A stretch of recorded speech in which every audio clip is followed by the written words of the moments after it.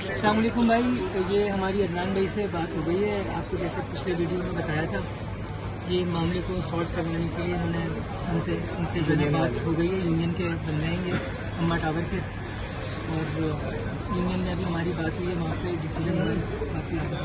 अस्सलाम वालेकुम। आप सबको बताना चलूँ, परसों रात को एक वीडियो वायरल है हमारा दुकानदार सुल्तान जी ने कि चार्जर ऐसा 200 वाला चार्जर जो है 4,000 रुपये का। एक्चुअली वो 200 की चीज़ नहीं थी, खैर वो मिसकम्युनिकेशन हुई है।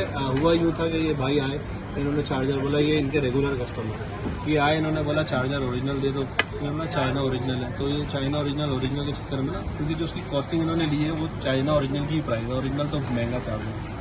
तो इन्होंने दे दिया, फिर ये 3 हफ्ते बाद 2 हफ्ते बाद क्लेम कराने आए कि ये चार्जर स्लो चार्ज कर रहा है। इन्होंने क्लेम भी कर दिया, पीस चेंज करके दे दिया, लेकिन फिर कुछ मिसअंडरस्टैंडिंग हुई जिसकी वजह से बात जो है खराब हो गई, वीडियो तक पहुंच गई। इनका भी ये कसूर है कि इनको एसोसिएशन का इल्म नहीं था। मैं यहाँ का चेयरमैन हूँ, कराची इलेक्ट्रॉनिक डीलर एसोसिएशन को रिप्रेजेंट करता हूँ अम्मा टावर में। तो ये अगर मेरे पास आते तो आज ये वही बात कल परसों ही क्लोज हो जाती, वीडियो तक बात ही ना जाती।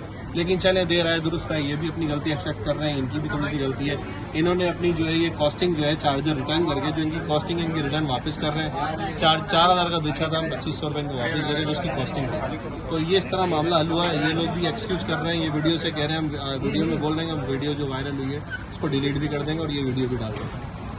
ठीक है भाई, बहुत बहुत शुक्रिया सुल्तान भाई। कोई पर्सनली कोई दुश्मनी नहीं थी, बस वो सडन हो गया। बताओ उस वीडियो के अंदर कि मैंने जो बात बोली है 1,500 रुपए के लिए, कोई मैंने इतना चौड़ा बोला ना, वो नहीं बोला।